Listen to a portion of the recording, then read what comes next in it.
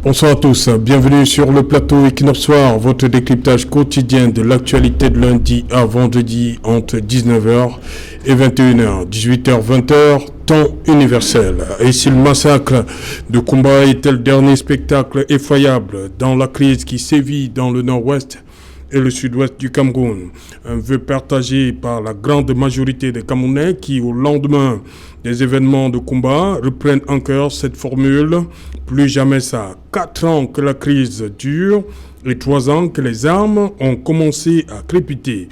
Beaucoup de morts sur le carreau, nos forces de défense et de sécurité, des civils et ceux qui ont pris les armes contre la République. Beaucoup de déplacés internes et de nombreux réfugiés dans le Nigeria voisin. Pour sortir de la crise, le président de la République a convoqué en septembre-octobre 2019 un grand dialogue national dont l'une des principales recommandations reste le statut spécial conféré aux 2 régions en crise. Avec le massacre des élèves de Kumba, les Camerounais s'interrogent à quand la fin. Madame, Monsieur, tout à l'heure à 20h, c'est l'édition du vendredi. La grande édition d'information présentée cette fois par Julien Berthe Bissaï, tout de suite après le débrief du journal et tout de suite le fait du jour.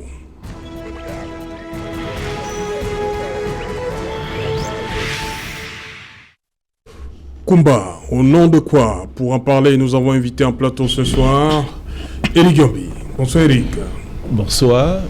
Permettez que j'adresse un salut spécial à nos sœurs et frères du nord-ouest et du sud-ouest. Merci. Serge Mébikoy, bonsoir. Bonsoir, c'est Jean Auto. Je salue singulièrement tous les téléspectateurs de Equinox Télévision et singulièrement nos amis camerounais qui sont au niveau de la gare routière du Gabon. Ils nous suivent régulièrement. Okay. À côté de vous, Edmond Kuaté. Bonsoir Edmond. Bonsoir Serge Alain.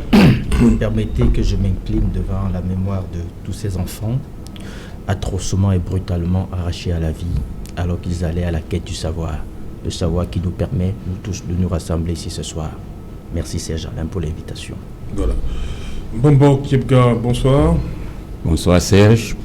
Bonsoir à tous les co-panélistes. Bonsoir à tous les téléspectateurs. Et nous sommes vraiment en deuil et c'est triste. C'est triste. Je commence effectivement par vous, Mbambok.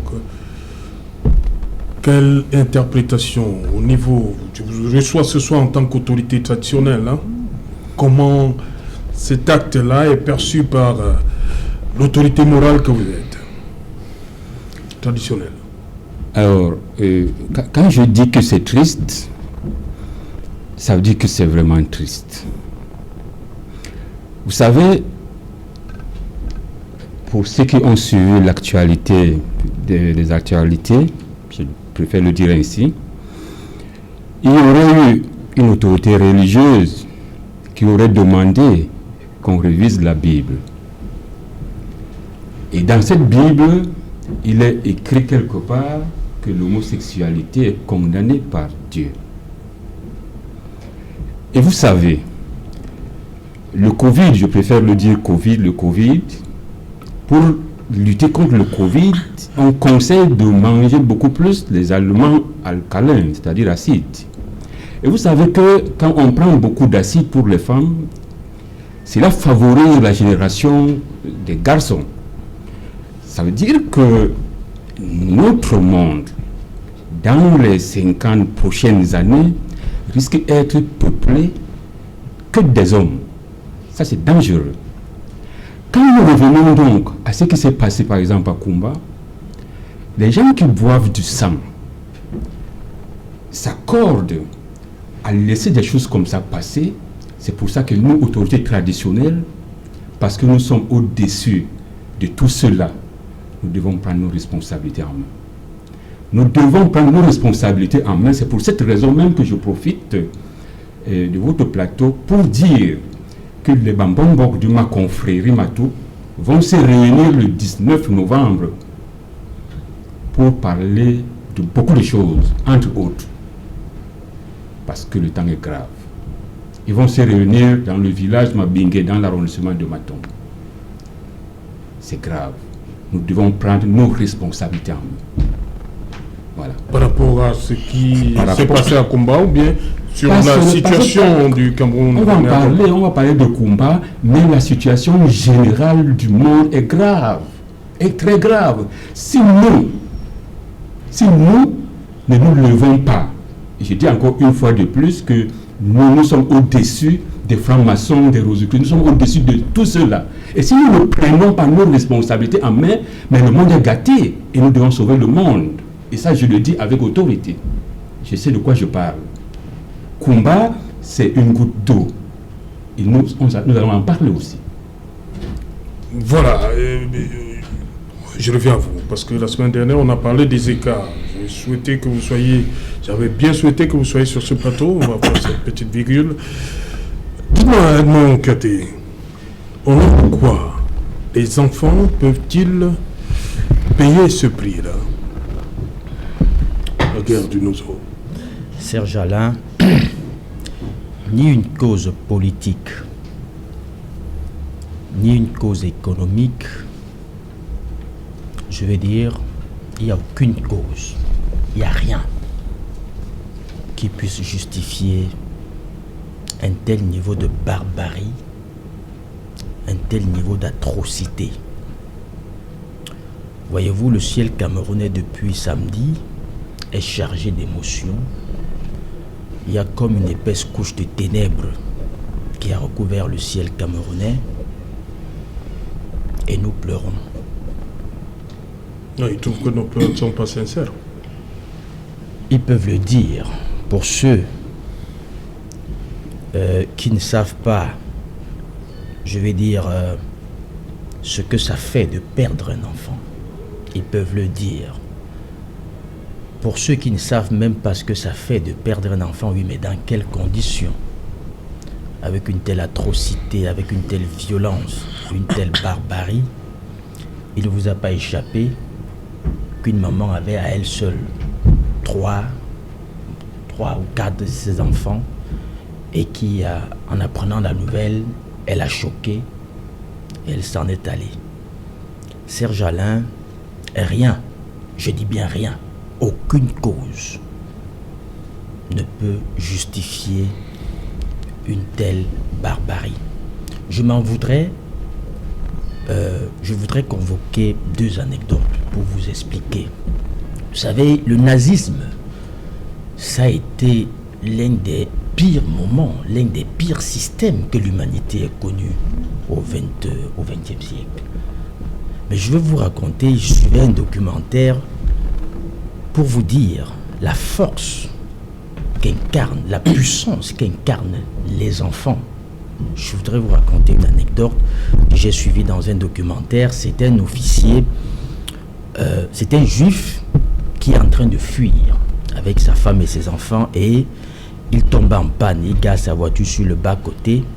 Il y a un cortège d'officiers allemands justement qui passe par là et il sort, il demande à sa femme et à ses enfants d'aller se cacher dans le capot. Il sort en leur disant ils vont me prendre mais vous pouvez continuer. Et quand il sort, quand l'officier allemand demande aux soldats de le fouiller, il lui demande il y a quoi dans la voiture, il lui dit, il le fixe et lui dit il y a ma femme et il y a mes enfants, il y a ma fille. Et justement, et on envoie le soldat, on l'avait déjà fait asseoir et on envoie le soldat aller fouiller la voiture. Et quand on ouvre le capot, on découvre qu'il y a une femme très apeurée et qui avait dans ses bras une fillette aussi très apeurée. Et quand elles sont sorties, l'officier allemand les a fixées du regard. Il a demandé à son soldat, va prendre 3 rations K. C'est comme ça qu'il a dit. Il va prendre 3 rations K et tu apportes. Il a pris les 3 rations. Il a demandé de donner à la femme. Il a sorti une plaquette de chocolat dans sa tenue. Il a remis à la jeune fille lui-même. Il a souri. Il a demandé, laissez-les partir. Les autres se sont indignés, mais on devrait au moins l'identifier. Il a dit, laissez-le partir avec sa fille. Il a insisté, laissez-le partir avec sa fille. Je parle bien là des officiers allemands qui étaient à la poursuite des Juifs. Cet homme, on ne l'a pas laissé partir pour rien, mais on l'a laissé partir à cause de sa fille. Ça, c'est une anecdote que je vous raconte pour vous dire que même dans les pires systèmes, les systèmes les plus inhumains, il y a quelque chose qui est sacré, c'est la vie des enfants. Il y a autre chose qu'on me racontait, cette fois c'est mes grands-parents qui ont vécu le maquis, qui me racontaient, qui me disaient qu'à chaque fois qu'ils arrivaient à un checkpoint où il y avait les maquisards, on mettait les femmes qui portaient les enfants d'un côté et les autres de l'autre côté. Et ils finissaient par me dire que les femmes qui avaient obligation de traverser le checkpoint et qui n'avaient pas d'enfants étaient obligées d'aller emprunter un enfant à leur coépouse qui leur servait de green card, de visa. Parce que forcément, avec un enfant, les maquisards ne te retenaient pas et ils ne te brutalisaient pas. Tout ça, c'est pour vous dire que si à ces pires moments, les gens ont compris qu'il fallait respecter la vie des enfants. Comment est-ce qu'en plein 21e siècle, les gens, parce qu'ils estiment qu'ils défendent une cause, je ne sais laquelle, doivent sacrifier la vie des enfants? Serge Alain, faites un flashback. Regardez quand vous aviez entre 8 et 10 ans, quand vous gambardiez, je ne sais pas, dans les rues de je ne sais quel village. Dites-vous que si on vous avait ôté la vie, le monde ne serait pas en train, tous ceux qui chaque soir en ont fait un devoir de rester devant leur petit écran, parce qu'au-delà des débats que nous faisons ici, il faut dire qu'il y a une touche singulière qui est la vôtre, qui les fascine. Ils n'auraient pas eu ça si on avait ôté la vie à Serge Alain Autou. Ils n'auraient pas entendu ma voix si on m'avait ôté la vie pendant que je gambardais dans les rues Banjoun de Kribi, là où j'ai grandi. Ils ne m'auraient pas eu. Et donc, je dis, rien, absolument rien, ne peut justifier qu'on, n'est-ce pas, commette des actes de telles atrocités sur les enfants. Et ce soir, permettez-moi, j'ai envie de m'adresser à certaines personnes, parce que on dit seulement, permettez donc aux autres, hein. Je vais passer la parole pour ce message-là. D'accord. Voilà. Éric Gombi, pour vous, on a vu, comme il a dit, hein, les femmes et les enfants sont, on ne va pas dire sacrés, mais depuis un certain temps, sur le théâtre de la crise anglophone, on a vu les images de Florence Ayafor qui continuent, et il n'y a pas longtemps, une autre encore dans le sud-ouest. Maintenant, ce sont les enfants. Comment comprendre ça? Malheureusement, cette situation de samedi nous rappelle que le Cameroun est en guerre. Et ces images effroyables, choquantes, nous rappellent qu'effectivement, la guerre est au milieu de nous. Concernant la lutte ou la guerre contre Boko Haram, de même que celle au nord-ouest et au sud-ouest, dans la construction de l'imaginaire populaire, on s'est dit non, ce sont deux guerres qui sont loin. C'est peut-être au Cameroun, mais c'est loin de nous. Certainement, nous ne serons pas touchés. C'est la construction qui a été faite jusqu'ici. Mais avec ces images violentes de samedi, ce théâtre macabre, évidemment, le Cameroun se rappelle que ça fait déjà quelques années que nous sommes en guerre. Je ne vais pas être méchant, mais la réalité est celle-ci. Ce que nous avons vu concernant Kumba, c'est en petite nature ce qui existe dans la réalité. Il faudrait que les Camerounais le comprennent. Nous devons regarder la réalité en face. De plus en plus, les Camerounais doivent s'habituer à ces images. Parce que nous sommes arrivés à un moment mutant de cette guerre où l'armée prenant de plus en plus du terrain, les autres non seulement se radicalisent, mais trouvent des moyens pour s'exprimer, pour exister en posant des coups d'éclat. Souvenez-vous, ce fut déjà le cas avec un enseignant, j'allais dire des enseignants. Ce fut le cas avec notre compatriote Ayafor. Et c'est à dessein que ce qui s'est passé samedi s'est passé dans ces conditions-là. C'est pour ça que...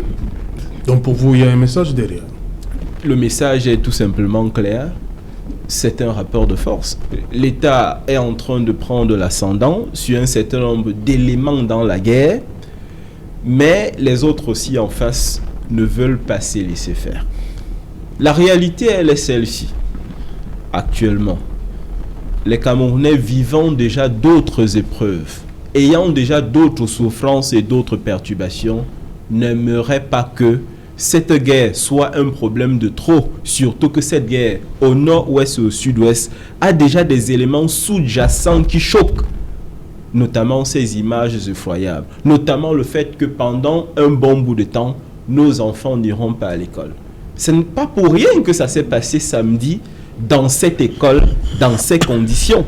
C'est tout simplement pour rappeler à la République d'en haut, je pèse mes mots, j'ai bien dit la République d'en haut, qu'effectivement, eux, ils ne sont pas d'accord avec ce qui est fait. Parce qu'effectivement, cette République d'en bas, elle est fatiguée. Cette République d'en bas veut vivre autre chose. Elle veut vivre dans la paix. C'est pour ça, et je termine par là, nous appelons de tous nos voeux les autorités. J'ai même envie de dire la République d'en haut, pour que finalement, on passe à un autre braquet. Si jusqu'ici, la méthode, les moyens, ce qui a été fait n'a pas marché, c'est le moment de passer à autre chose. Parce que trop de sang a déjà coulé et nous n'avons pas envie d'avoir la certitude au bout du compte que nos autorités se nourrissent du sang de la population. La République doit être debout, elle a attaqué, mais la République doit être debout avec tous ses enfants. Et nous avons l'impression depuis samedi que la République d'en haut a abandonné certains enfants de la République d'en bas. Ok. Serge Bikoy, j'interroge ici maintenant le sociologue. La société a été, on voit depuis samedi comment les Camerounais réagissent face à ce qui vient de Kumba. La société est meurtrie. Absolument, la société est meurtrie par cette violence outrancière qui a sévi notamment à Kumba. Et lorsque vous voyez des images effroyables qui ont circulé justement sur les réseaux sociaux, de même que sur les chaînes de télévision locales, vous constatez véritablement qu'il y a un environnement de peur, de terreur et par conséquent de frayeur qui règne et qui incline les uns et les autres justement à avoir véritablement une espèce d'angoisse existentielle par rapport à tout ce qui se passe. Parce qu'en réalité, nous sommes là dans un environnement de guerre qui sévit justement dans les régions nord et du sud-ouest. Il est question aujourd'hui de présenter une approche triplement explicative, compréhensive et critique. Parce qu'en réalité, on peut avoir un ensemble de déterminants pour justement tenter d'expliquer, de comprendre cela. Tout comme on peut également avoir une approche critique visant davantage à interroger et à questionner l'ensemble des déterminants qui ont été mis en vitrine par les gouvernants, de même que par les différents leaders politiques et entrepreneurs de la société civile, entre autres, pour justement questionner où nous avons justement trébuché. Lorsque je jette un regard notamment sur le plan explicatif, vous vous rendez compte que nous sommes aujourd'hui dans un contexte de guerre entre les protagonistes sécessionnistes, qui sont aujourd'hui catalogués comme des terroristes, comme des séparatistes, et les gouvernants qui ont, à un certain moment déterminé de l'histoire, produit un ensemble de mécanismes de résolution de cette crise-là, même si d'aucuns ont estimé que ces solutions qui ont été justement élaborées et mises à contribution par l'État du Cameroun n'ont pas rencontré forcément l'assentiment des protagonistes. Parce que vous savez bien qu'au départ, le problème était éminemment socio-économique. C'est quelques mois plus tard que le problème a basculé dans une dimension éminemment politique, où on a parlé de la modalité de refonte de l'État, à travers les différentes approches qui ont justement été mises en vitrine, le fédéralisme, le sécessionnisme, le régionalisme, la décentralisation, entre autres. Tout ça, c'est le point de départ. Maintenant, lorsque l'on jette un regard historiciste sur le plan de l'évolution même de la crise, de 2016 à 2020, vous voyez qu'il y a eu un ensemble de mouvements violents à travers ce qui a été constaté par rapport aux différentes scènes qui ont été vécues. On parlait tout à l'heure entre eux de l'assassinat de Florence Ayafo, on parlait de l'assassinat de Comfort Toumazan, c'était l'enseignant Vuntaï, voilà, entre autres. Vous voyez qu'au fur et à mesure que les années s'écoulent, en même temps, il y a l'État, on dit un ensemble de moyens pour justement contrôler systématiquement l'ensemble des protagonistes sécessionnistes. En même temps, au sein même de ce mouvement terroriste ou bien séparatiste, il y a des logiques de contournement de la norme qui est prévue. On est donc là dans la diagonale entre l'acteur et le système. Le système représenté ici par l'État prévoit un ensemble de normes coercitives et répressives pour traquer jusqu'au dernier retranchement les sécessionnistes. Mais dans leur base arrière, vous avez également des antinormes de contournement de la loi qui est prévue par le gouvernement camerounais. C'est pour cela que vous voyez donc que, en fonction de ces mécanismes de contournement de la norme coercitive et répressive, il y a justement un affront dont les populations locales paient aujourd'hui les frais, depuis 4 ans déjà. Mais maintenant, interrogeons également ce qui a été mis en vitrine sur le plan critique par le gouvernement camerounais, de même que par d'autres leaders et acteurs sociopolitiques. Est-ce que l'ensemble des moyens mis en œuvre, vous avez relevé à l'entame de cette émission le problème du statut spécial qui, un an après le grand dialogue national, n'est pas opérationnalisé sur le terrain, de manière que l'on puisse percevoir justement un ensemble de modalités permettant de voir l'effectivité de ce statut spécial. C'est vrai, on dira que c'est après les régionales du 6 décembre prochain que l'on pourrait justement avoir droit à un ensemble d'indicateurs et de déterminants quantitatifs et qualitatifs permettant justement de mettre en vitrine cela. Mais avant, il y a eu également d'autres propositions qui ont été faites. Est-ce qu'aujourd'hui, l'on peut davantage, sous prétexte qu'il y a un environnement de guerre, succomber justement à l'inhumanisme ou bien à l'inhumanité qui est constatée? Et c'est pour cela qu'aujourd'hui, au lieu que les uns et les autres se focalisent sur ce que j'appelle les discours stigmatisants ou bien labellisants, parce que vous voyez bien que depuis le week-end dernier, les débats sont clivés. Les uns criminalisent le gouvernement en place. Et même les médias. De même que les médias, pour justement estimer qu'il y a certains qui jouent un rôle négatif dans cette crise-là. Cependant que d'autres criminalisent également les partis politiques de l'opposition, notamment le MSC et les différentes organisations satellites, pour justement parler justement de cette crise-là. On est donc là dans un discours clivant et stigmatisant qui vise à criminaliser l'État du Cameroun et ses affidés, et les partis politiques de l'opposition et leurs affidés. Ça ne va pas résoudre le problème, parce qu'aujourd'hui, il faut que l'on se questionne systématiquement pour chercher à voir quelles sont les solutions ou bien les alternatives nouvelles que l'on peut proposer dans la dynamique de sortie de crise. Si les uns et les autres, c'est-à-dire les acteurs politiques, restent dans la logique d'étiqueter ou bien de labelliser négativement tel ou tel autre, on va rester sur les sentiers battus qui ne vont pas justement nous permettre d'évoluer. Or, aujourd'hui, il est question de re-questionner justement la crise anglophone, le problème anglophone et l'ensemble des déterminants qui visent davantage à nous permettre aujourd'hui de voir est-ce que la solution militaire qui a été davantage mise en vitrine par l'État camerounais n'est pas aujourd'hui obsolète, surannée et donc décadente, auquel cas il faut justement penser à une autre solution. Est-ce qu'aujourd'hui, la dimension maximaliste qui prévaut sur le terrain, parce que l'État tient justement à traquer jusqu'au dernier retranchement les sécessionnistes, est-ce que cette dimension-là ne doit pas être révisée pour peut-être convoquer un large dialogue national qui va justement inviter l'ensemble des maillons internes et internationaux? Parce qu'il faut relever que aujourd'hui, si l'on n'arrive pas davantage à résoudre ce problème, est-ce que la solution d'un médiateur international qui est impartial et non partisan ne pourra pas davantage permettre de travailler également avec les acteurs internes pour résoudre ce problème? Parce que, il faut le dire, l'État est déjà dépassé par les événements. L'État est dépassé? Ça, c'est votre... C'est ce qui transparaît. Ouais. Parce que l'on se voit, 4 ans après ces meurtrissures, il n'y a pas eu quelque chose qui puisse nous permettre aujourd'hui de voir dans quelle mesure on peut sortir véritablement de l'auberge ou bien de l'ornière. Parce qu'en réalité, à un moment, on peut laisser transparaître une accalmie relative. Mais on constate que quelques mois plus tard, les sécessionnistes frappent à nouveau pour justement créer une ankylose, une torpeur, de même qu'une frayeur au sein du bas peuple. Et c'est pour cela qu'aujourd'hui, la société est carrément ankylosée. Voilà, Bombok, il y a quelques jours, c'était le 21 octobre. Tout le monde sait ce que ça représente maintenant. Le 21 octobre, il y a eu ce qu'il y a eu, la catastrophe ferroviaire au niveau des écarts en 2016. Ça fait 4 ans, il y a quelques jours. Et le 24 octobre, quelques jours après, le sang qui coule du côté de Kumba. Octobre, décidément. Oui, à l'entame, je vous ai parlé des buveurs de sang. Je maintiens cela. Et nous devons faire quelque chose pour évoluer, pour que ces buveurs de sang arrêtent leur sale besogne. C'est ce que nous disons.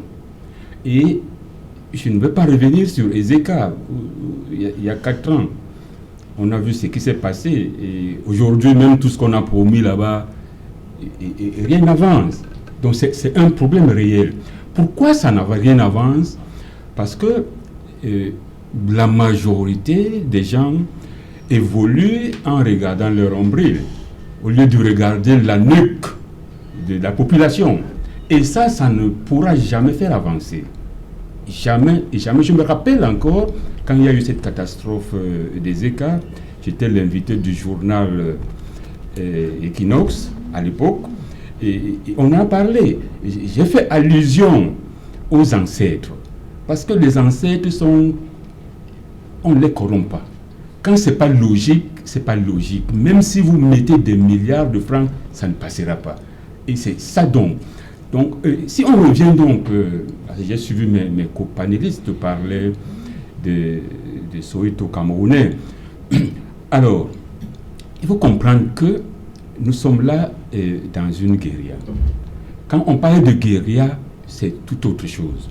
Et je vais vous raconter une petite histoire qui s'est passée au Camp Berthaud pendant qu'on avait interdit l'UPC. Les UPCistes qui étaient à la guérilla ont écrit au commandant du Camp Berthaud qu'il sera tué le 31 décembre à minuit, qu'on va l'assassiner. On lui a envoyé le message. Ce jour-là, on a organisé une garde, ici au Camp Berthaud, tout le monde connaît le Camp Berthaud. On a organisé une garde. Le commandant était dans sa maison, avec son cuisinier qui lui donnait du café de temps en temps. À 23h45, son cuisinier a pris le couteau, est venu égorger le commandant, a fermé la porte, il est sorti. Minuit arrivé, on n'a pas vu de feu, on n'a rien vu. Quand les gardes sont rentrés voir le commandant pour lui dire que il est minuit passé, on a trouvé le cadavre. Ça, c'est la guérilla. À la guérilla, on ne maîtrise personne. Et c'est le cas que nous vivons aujourd'hui. Alors, quand je reviens donc au cas de Kumba, nous savons qu'il y a en réalité 4 camps dans une guérilla. Il y a aujourd'hui les Amba qui sont parmi les gens qui prennent part à cette guérilla. Il y a le pouvoir central, il y a les gestionnaires de cette guerre-là, et puis il y a les bandits opportunistes. Quand on prend ces 4 grands groupes, pour le cas qui est arrivé, quand on analyse la guérilla comme nous on sait le faire, on peut facilement identifier d'où vient le mal. Premier cas, si c'est les Amba qui ont fait le coup, soit ils ne disent rien, soit ils réclament. Pour le cas de Kumba, qu'est-ce qui s'est passé? Ils n'ont pas reconnu l'acte. Donc, nous, les analystes de la guérilla, nous pensons que ce n'est pas eux qui sont à l'origine de cela. Alors, on revient maintenant pour les autres camps. Pour le pouvoir central, moi j'ai suivi un de vos invités hier, qui est proche du pouvoir, qui demandait au chef de l'État de prendre les mesures fortes. Et ça, c'est normal pour le pouvoir central, parce qu'il n'est pas aujourd'hui indiqué que ce que André Martin Bida avait ordonné dans les années de guerre, de brûler tout le pays Bassa, arrive aujourd'hui. Donc il faudrait que l'État trouve un alibi pour que la communauté internationale ne soit pas derrière lui et créer des situations pareilles. Ça, si dans les jours qui viennent, il y a l'état d'urgence qui est créé, il y a les mesures fortes qui sont créées par le gouvernement, ça veut dire que ça pourrait être organisé par le gouvernement central pour essayer de se protéger et organiser la riposte pour finaliser avec cette guerre. Ça peut être cela. Pour le cas des bandits opportunistes, ce qui arrive souvent, si on avait arrêté des gens en otage et demandé le rançon, en ce moment-là, on dit que ça, c'est des bandits opportunistes qui profitent de cette situation pour se faire de l'argent. Est-ce qu'il y a eu des otages arrêtés? Je pense que non. Est-ce qu'il y a eu des rançons demandées? Je pense que non. À ce moment-là, on retire encore cela. Le dernier cas, c'est les entrepreneurs de guerre qui peuvent s'organiser pour amplifier la guerre, pour qu'on augmente leur budget pour pouvoir gérer cette situation de temps en temps. Alors, quand on analyse ces 4 cas, chacun peut comprendre aujourd'hui qu'il reste 2. Les entrepreneurs de guerre, soit l'État central. C'est les 2 cas qui restent. Et attendons donc de voir les jours à venir. S'il y a des mesures fortes qui sont prises par l'État, on peut facilement comprendre où est-ce qu'on va. Et si ce n'est pas fait, on peut aussi comprendre que les entrepreneurs de guerre veulent encore se faire des sous. Voilà un peu globalement une analyse que je peux faire par rapport à la situation qui se passe à Cuba. Ok. Edmond Kouyaté, justement, maintenant, vous avez un message des personnes par rapport à cette guerre? Serge C'est Alain, qui ces personnes? Non, à l'occasion de... Alors, je vais dire, depuis que cet triste événement est arrivé, j'ai eu l'occasion d'entendre les uns et les autres. Oui, et puis j'ai ce soir particulièrement envie d'interpeller certaines personnes. Les premières personnes, je vais citer leur nom, ce sont ceux-là qu'on appelle les activistes qui sont à l'étranger et qui chaque jour essayent un peu de mobiliser les moyens pour nourrir cette guerre. Il y a Chris Agnew, il y a Eric Tato, il y a Ebenezer Akwanga. Ils sont nombreux, les autres vont se reconnaître. J'ai essayé de regarder la page de Eric Tato, qui est l'un des, je vais dire, il est assez fougueux. C'est des personnes qui nourrissent cette guerre. J'ai regardé sa page, il avait posté une belle photo de lui avec sa femme et il disait justement qu'il aimait sa femme parce qu'elle lui a donné 6 enfants, parmi lesquels des jumeaux. Mais j'ai envie de lui demander, monsieur Eric Tato, vous êtes bien couché à l'extérieur, vous affichez tous les jours des photos de vous avec vos enfants bien au chaud, mais chaque jour, vous mobilisez des moyens, vous faites des directs pour demander aux gens de durcir la guerre, de commettre davantage de dégâts au nom d'une séparation que vous réclamez. J'ai envie de lui dire, monsieur Eric Tato, lorsque la France était occupée, De Gaulle s'est retrouvé en Afrique, c'était pour prendre les Africains pour aller sauver la France. Vous ne pouvez pas quitter votre pays, aller vous réfugier à l'extérieur où les gens ont donné de leur sang, de leur vie, de leur sueur pour construire leur pays.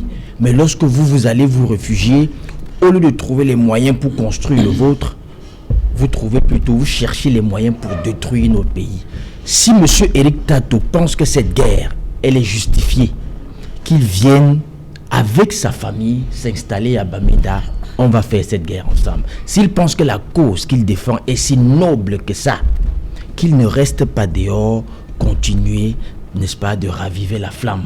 Qu'il vienne avec sa famille. Quand il aura perdu, comme cette pauvre femme qui a perdu, du coup, 4 enfants, quand il aura perdu un seul enfant, il va nous dire si la guerre est une bonne ou une mauvaise chose. C'est valable pour Ebenezer Akwanga, c'est valable pour Chris Agnew, c'est valable pour tous ceux qui ont fait de cette guerre un fonds de commerce.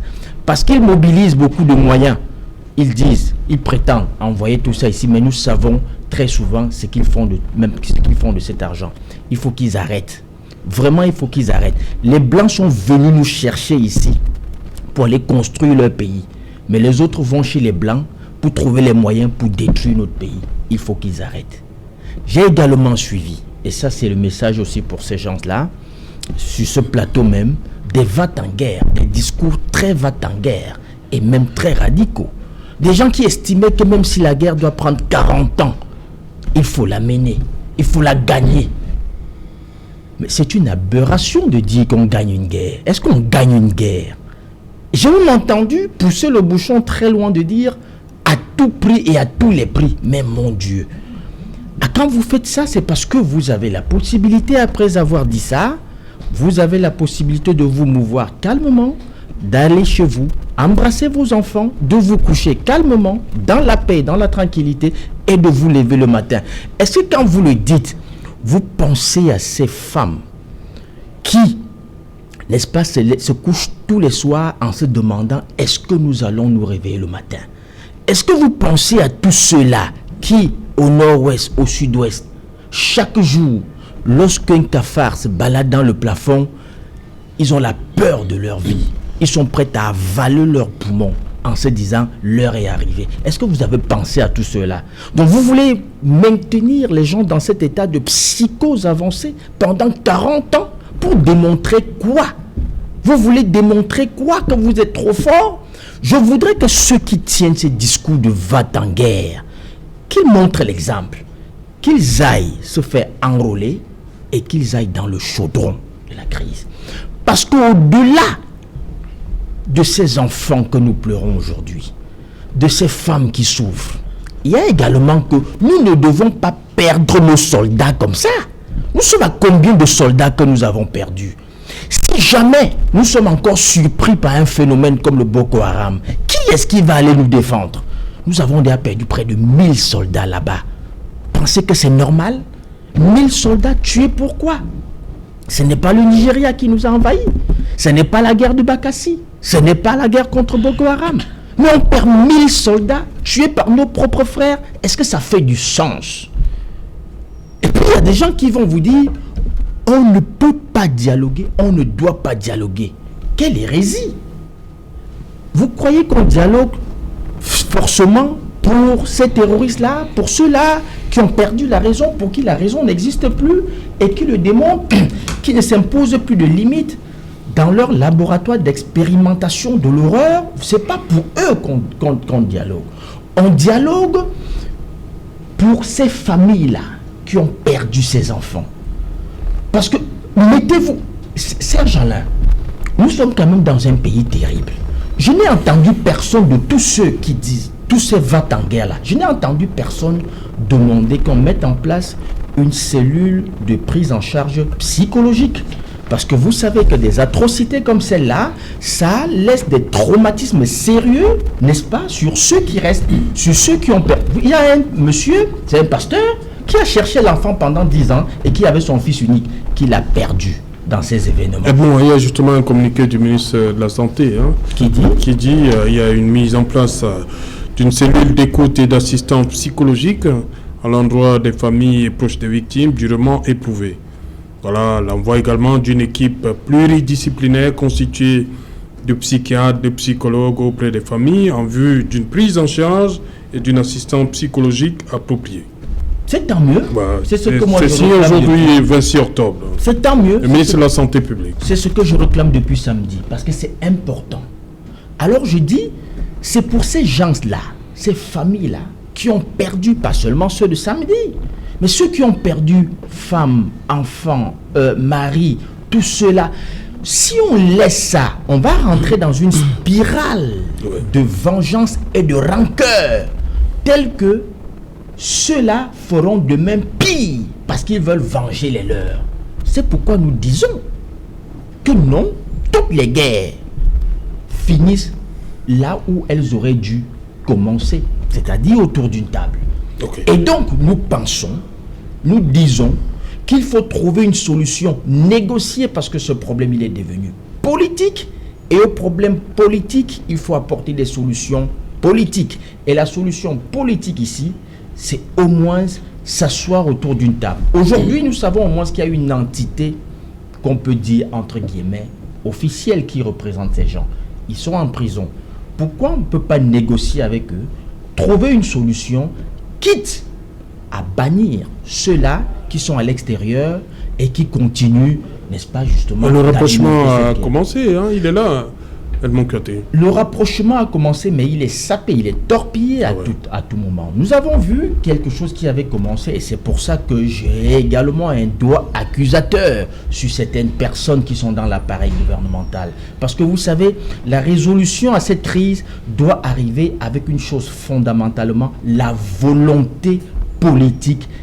Y a-t-il aujourd'hui une volonté politique de mettre fin à cette guerre? Voilà, je m'interroge. Voilà, je pose cette question à Eric Gombi au regard de ce que, avec votre expérience, 4 ans déjà, vous pensez qu'il y a une réelle volonté de sortir de l'auberge? Vous savez, lorsqu'on parle du Cameroun, il faut qu'on se rappelle sans cesse que l'État du Cameroun est né dans la violence. C'est-à-dire, c'est un ADN, c'est un génotype, la violence. Ce qui fait en sorte que les rapports de l'État avec les administrés sont en général des rapports violents. Aujourd'hui, lorsque vous regardez l'interdiction des manifestations ou encore d'autres initiatives qui tendent à bâillonner la parole, ce sont des initiatives qui caractérisent un État qui s'est toujours exprimé par la violence. Souvenez-vous que beaucoup de nos dirigeants ont hérité le bâton, j'ai envie de dire, du maître colon, si je devrais l'appeler ainsi. Ce qui fait en sorte que le comportement, les habitudes, les routines de la République d'en haut sont des tendances qui visent à bâillonner une population qui aimerait s'exprimer. C'est ça la réalité. Ce que nous vivons aujourd'hui avec l'interdiction des marches sont purement l'expression d'un État qui est foncièrement violent. C'est de ça dont il s'agit. Et on peut prendre quelques exemples à dessein. Qu'il s'agisse évidemment de la loi de la subversion de 1962, qui disait notamment que tout sympathisant à l'égard de l'UPC serait puni dès. On comprend très bien que nous sommes dans un environnement où on bâillonne, on enchaîne. Et si jamais quiconque voudrait faire ceci ou cela, on utilise le bâton. Autre chose dans l'analyse, il faut clairement se rappeler que nous sommes dans un environnement où la peur a pris quartier et que de plus en plus les populations semblent comme enchaînées elles-mêmes. On vit des scandales qui ne scandalisent plus personne. Le Camerounais doit apprendre à s'indigner. Aujourd'hui, avec les événements de Kumba, il faudrait qu'on se pose la question.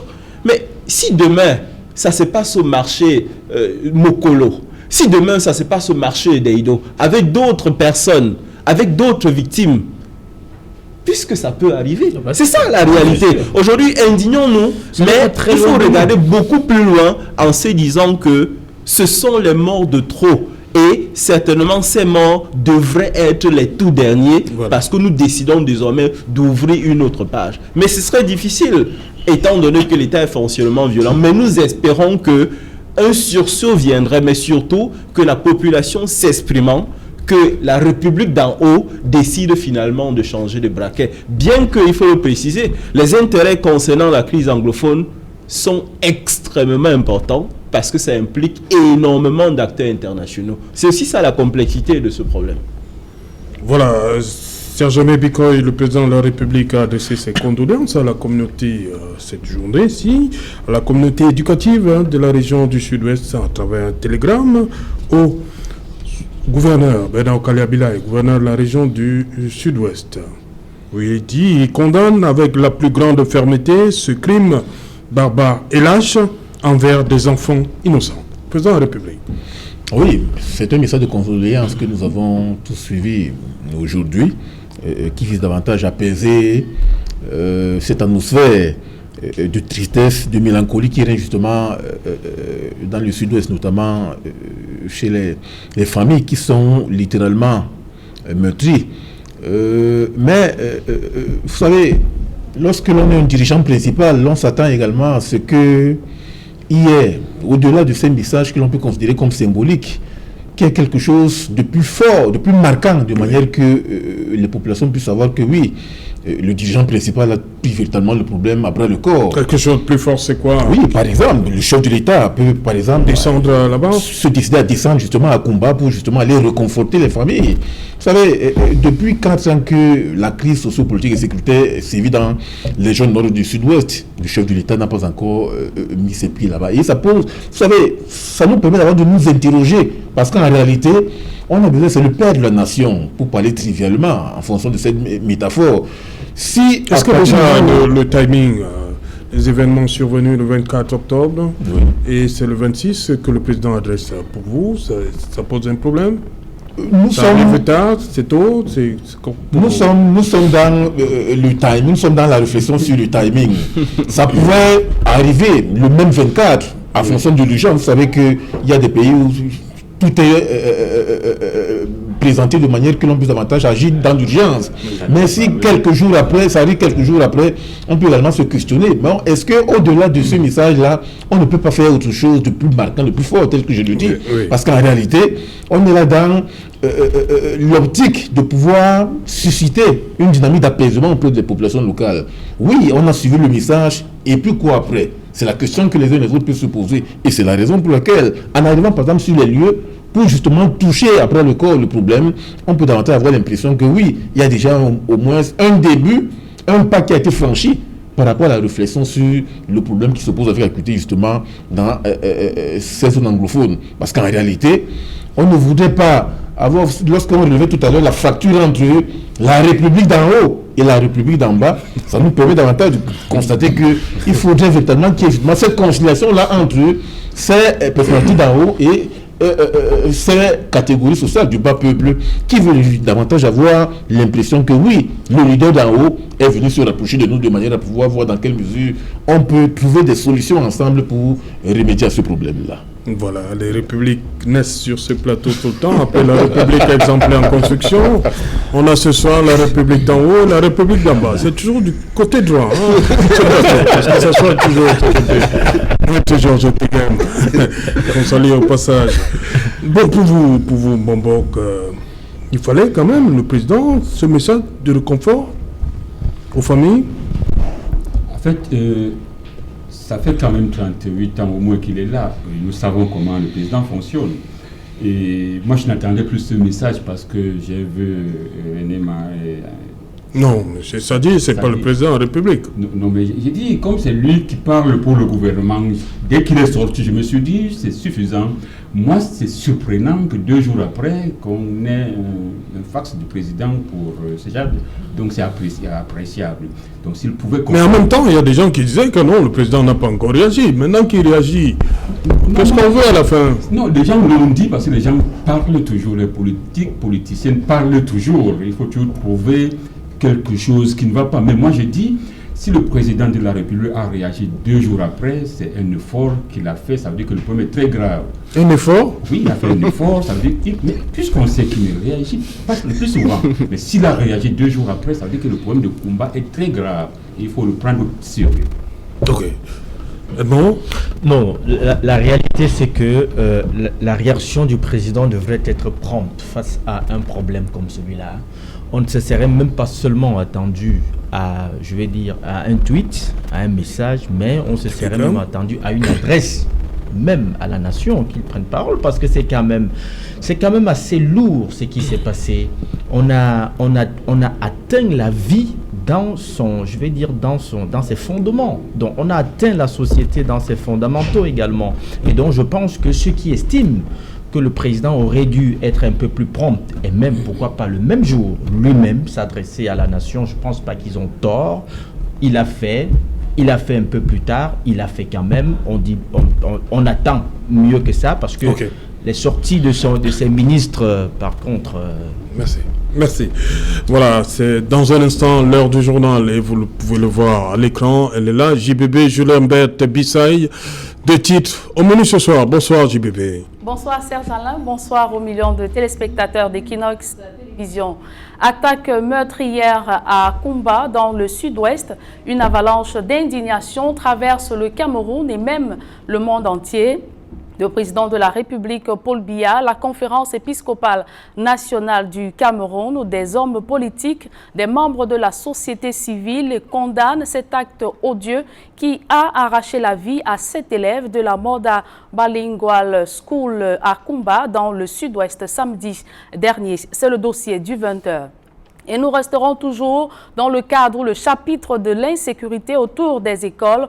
Nous reviendrons sur cette tentative d'enlèvement d'élèves dans un établissement scolaire dans le 5e arrondissement de la ville de Douala.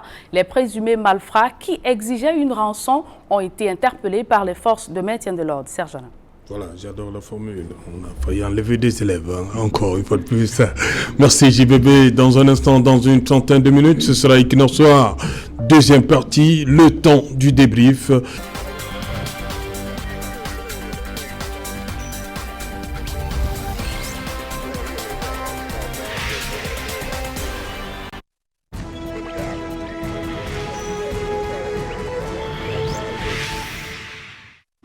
Retour sur le plateau Equinox Soir, deuxième partie, c'est la partie consacrée au débrief du journal, madame, monsieur, toujours en compagnie de Edmond Kuaté, Eric Yombi, Mbambor Giebga et Serge Emebikoy. Serge Emebikoy, vous nous venez de Yaoundé. Il y a eu marche à Yaoundé ce jour. Oui, il y a eu marche à Yaoundé, marche des... Les formalités ont été... C'est la question que nous posons nous tous. Parce qu'en réalité, lorsque l'on voit comment cette marche a été justement organisée et médiatisée, on se rend davantage compte que tout est parti du fait que c'est déroulé justement le week-end dernier à Kumba. Et ça crée une vague de solidarité du corps social, notamment de la solidarité féminine. Nous avons constaté singulièrement que ce sont des femmes qui se sont décidées à crier leur ras-le-bol par rapport à tout ce qui s'est passé. Vous savez que c'est la femme qui est aujourd'hui suffisamment meurtrie. Lorsque vous perdez des enfants au cours d'un drame, au cours d'une situation tragique, il est question là de révéler un ensemble de situations d'oppression, de discrimination, de disqualification par rapport à tout ce qui s'est passé. Bon, maintenant, on peut se questionner par rapport à la déclaration, ou bien à la déclaration qui a été faite par ces dames-là.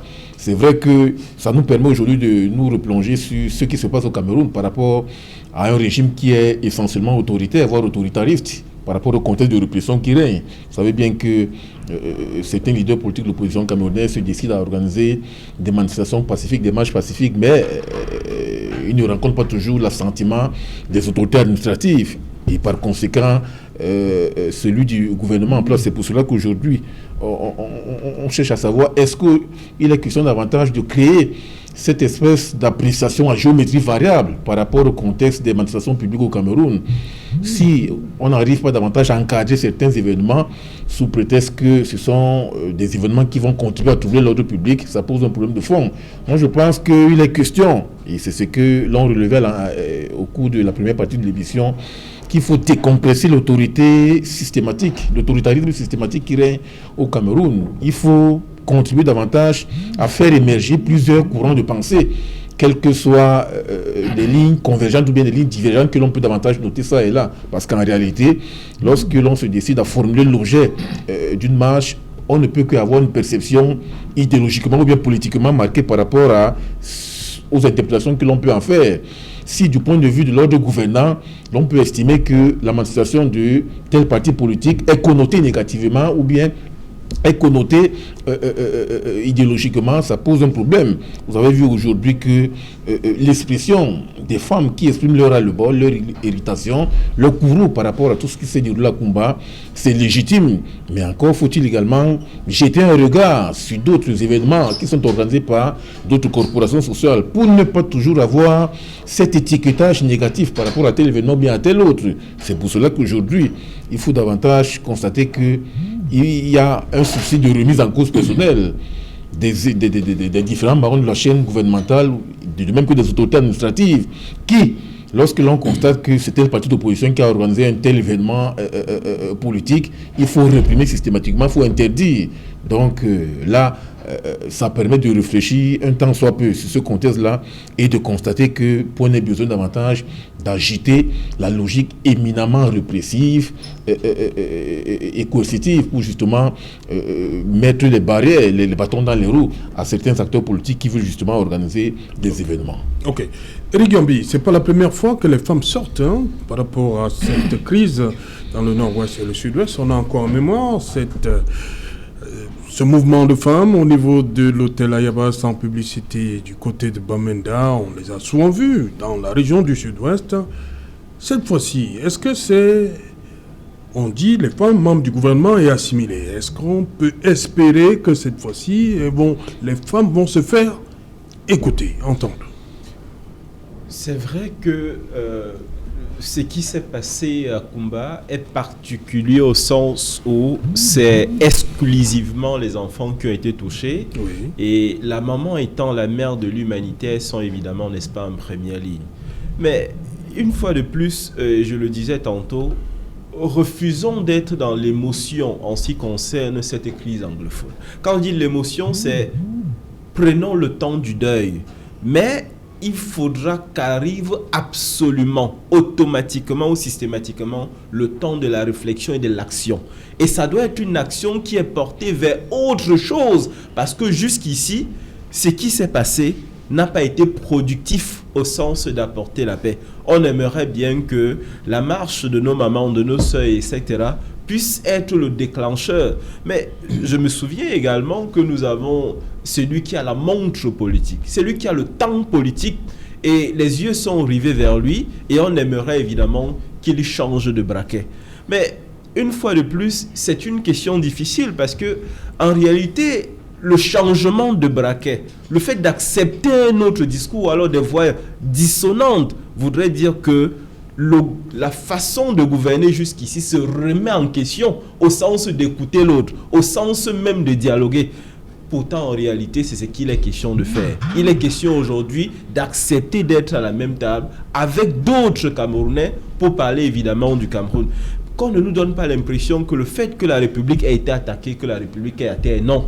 La République est debout, elle a été fragilisée, elle sera encore plus forte lorsque celle-ci va accepter, ou alors lorsque les décideurs, j'allais dire, la République d'en haut, aura décidé de discuter avec quiconque afin que le pays soit beaucoup plus fort. C'est ce signal que nous attendons du chef de l'État. C'est bien beau d'adresser ses condoléances, d'exprimer son amertume ou alors sa compassion, mais il faudrait des actions beaucoup plus énergiques que ce que nous avons eu jusqu'ici, afin que nous soyons dans une ère où finalement le Cameroun soit tourné vers autre chose. Vous savez, lorsque nous sommes dans une situation comme celle-ci où il n'y a pas la paix, rien d'autre n'est possible. Rien d'autre. Le Cameroun est grippé depuis quelques années parce que le Cameroun est à la recherche d'une paix qui est pour le moment improbable. Donc il faudrait que définitivement le chef de l'État prenne des initiatives plus toniques afin que nous sortions de cette situation et se consacrer véritablement sur les questions de développement. Mais il faut d'abord cette paix. Et ce ne serait pas une honte que la République décide à travers, n'est-ce pas, les dirigeants de tendre la main aux autres pour qu'on s'entende sur un certain nombre de choses. Bon, quand les femmes décident de sortir, quel symbole? Alors, vous savez, la femme, c'est la mère de l'humanité. Mais ce n'est pas dans ce sens que moi je vais interpeller ou bien commenter la marche de Yaoundé. Nous avons assisté il y a quelques jours à une décision du chef de l'État suspendant le paiement des droits de douane. Une décision qui a été prise par des autorités du pays. Mais le président a écouté le peuple avant de prendre cette décision. Alors, quand les femmes marchent, ça veut dire que le pouvoir, elles ont constaté que le pouvoir est dans la rue. Il faut plutôt aller dans la rue pour que le président comprenne le vrai message. Et nous disons donc... Aller dans la rue? Ah oui, mais la preuve. Il faut... Parce que les décisions qui sont prises par les créateurs sont souvent remises en cause. Et c'est donc dans la rue qu'il faut s'exprimer pour qu'ils comprennent exactement ce qu'ils doivent faire. Et nous soutenons donc cette affaire et nous insistons que ça ne doit pas seulement être les membres du gouvernement, les épouses des membres du gouvernement et assimilés, mais qu'on laisse tout le monde s'exprimer. En ce moment-là, le président aura le bon message. Si tout le monde peut s'exprimer, on aura le bon message et le Cameroun pourra sortir du trou. Donc vous dites qu'il faut de nouvelles marches blanches pour Kumba, et que ce ne soit pas seulement limité aux femmes membres du gouvernement. Il ne faut pas mettre un qualificatif. Oui. Il faut que la rue parle. Il faut que les gens descendent, qu'ils s'expriment. C'est ça que je suis en train de dire. Comme les femmes sont descendues à Yaoundé, elles ont exprimé, sauf que c'est les épouses des membres du gouvernement et assimilés. Il faut laisser les Bayam Selam s'exprimer pour que le chef de l'État comprenne exactement ce qui ne va pas. Il faut laisser tout le monde s'exprimer. Okay. Donc il ne faut pas que les créatures bloquent le message pour que c'est seulement leur message qui passe auprès du Créateur. Okay. Edmond Kiaté, les femmes, on a vu aussi à Kumba, avec le maire de la ville, Gori Mewanou, je crois bien, qui était en tête de cette marche-là. Ça veut dire que le Cameroun est vraiment touché par ce qui se passe. Parce qu'il y a une autre mobilisation qui est envisagée demain, avec le ministre Ondoa. C'est vrai. Vous savez, la nation tout entière porte une douleur très forte. Mais les femmes, plus singulièrement, portent cette douleur parce qu'elles connaissent les douleurs de l'enfantement. Elles savent mieux que quiconque ce que veut dire perdre un enfant. Elles savent tout ce qui entraîne, tout ce que cela entraîne pour porter un enfant, l'encadrer jusqu'à ce que, n'est-ce pas, qu'il devienne un homme, qu'il se prenne en main. Et donc, c'est normal que ces femmes se retrouvent pour crier leur colère, leur indignation, pour dire jusqu'où est-ce qu'elles ont mal. Vous savez, Alain, c'est quelqu'un qui disait lorsque vous n'êtes pas dégoûté par ce qui est dégoûtant, vous êtes encore plus dégoûtant que ce qui ne vous dégoûte pas. Et donc, s'il y a un Camerounais aujourd'hui qui n'est pas dégoûté par ce qui s'est passé à Kumba, c'est qu'il est tout simplement dégoûtant. Et donc, tous les Camerounais doivent exprimer, crier leur colère, leur dégoût par rapport à tout ce que nous avons vu. Mais, Serge Alain, la question que j'ai bien envie de me poser, que peut faire un océan de larmes que tous les Camerounais se réuniraient pour couler? Est-ce que ça suffirait à arrêter le carnage? Est-ce que ça nous sortirait de la spirale infernale? Je disais tantôt que imaginez-vous si demain un membre, n'est-ce pas, de la famille frappé par cette atrocité venait à se retrouver avec une arme et qu'il voulait, n'est-ce pas, exprimer sa rancœur. Il ferait pire que ce qui a été fait, justement parce qu'il tient à assouvir, n'est-ce pas, une vengeance, un désir de vengeance.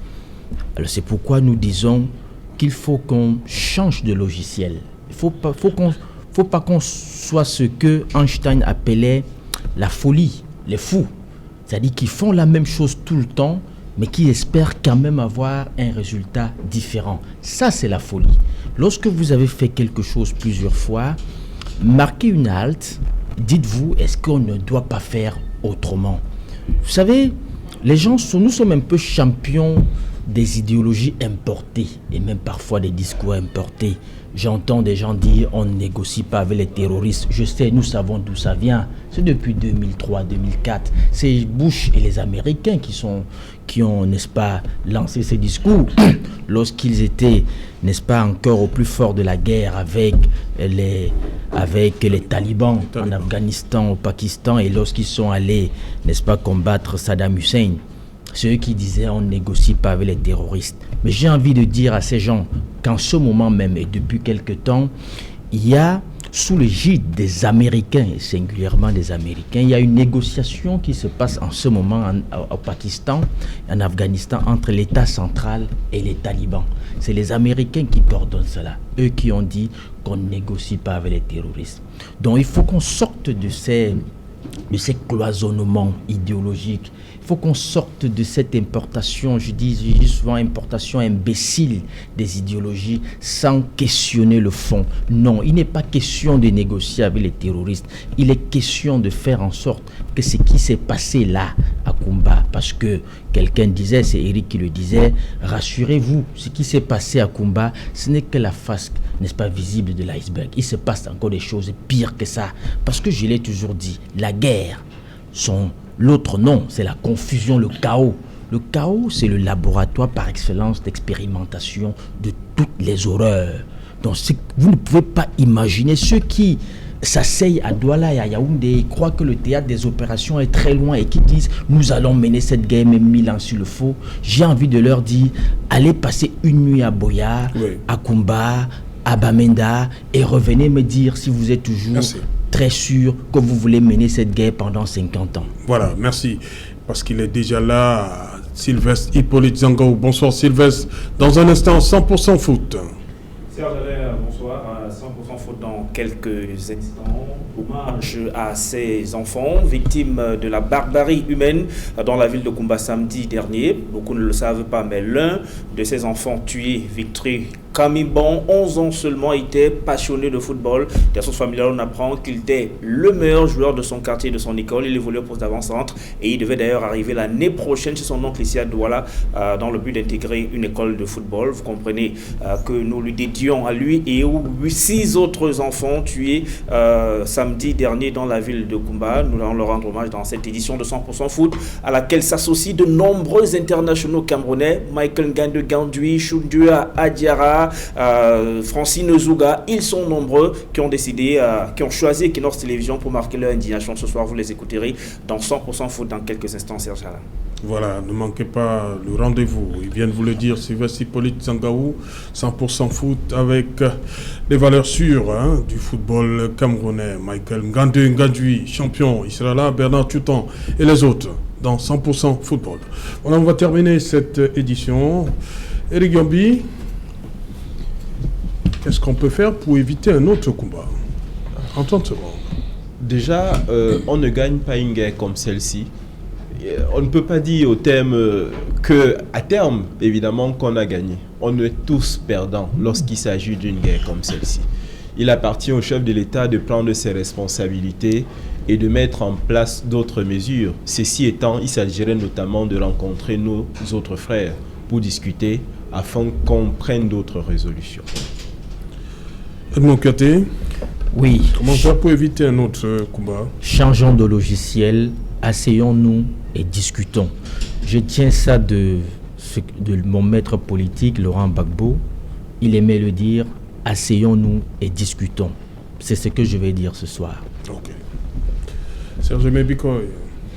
Oui, il est question de réfléchir sur les nouvelles voies alternatives pour régler systématiquement la crise sociopolitique et sécuritaire qui sévit dans les régions nord et du sud-ouest. Moi, j'ai toujours demandé que l'on puisse organiser d'autres assises qui vont tabler sur la commission justice, vérité, justice et réconciliation. Oui. Parce que ça permet davantage de questionner tous les différents acteurs qui sont au cœur même de ce processus-là. Les leaders gouvernants, les protagonistes sécessionnistes, les entrepreneurs politiques, les leaders de la société civile, les religieux, les intellectuels, entre autres. Il faut véritablement qu'il y ait la grande commission vérité, justice et réconciliation. C'est pour cela que les uns et les autres vont se regarder. Sur le modèle sud-africain? Oui, pourquoi pas? Bon, c'est vrai qu'il faut créer un contexte d'endogénéisation de cette commission-là ici au pays en fonction de nos réalités internes, à tel enseigne que l'on puisse justement aboutir au règlement de ce problème. Bon, Kiepka, vous avez le mot de la fin. Bien, c'est Que que disaient les ancêtres, on peut éviter. Les Mbombo pensent qu'on peut. C'était le dernier tournage. Alors, ce que nous disons, c'est que les politiciens arrêtent de politiser la crise. Dès que ça va se faire, on pourra trouver des solutions politiques à cette crise. Un. De deux, nous lançons un appel aux Zambaboy qu'ils sont localisés, qu'on sait où ils sont, mais tel que ça avance, il faut éviter le carnage, qu'ils déposent les armes, qu'ils reviennent à la normale et le Cameroun se portera bien. Merci. Merci, cher monsieur. Merci, Eric Yombi. Merci, Edmond Katé. Merci, Serge Mebikoy. Bon retour à Yaoundé. Merci. Voilà. Il y a une autre... Non, je n'ai rien dit. Bonsoir. Madame, monsieur, nous sommes donc arrivés au terme de cette édition. Toute la grosse équipe technique conduite par Innocent Abega vous donne rendez-vous demain lorsqu'il sera 19h. Bonsoir. Bon ami Kano.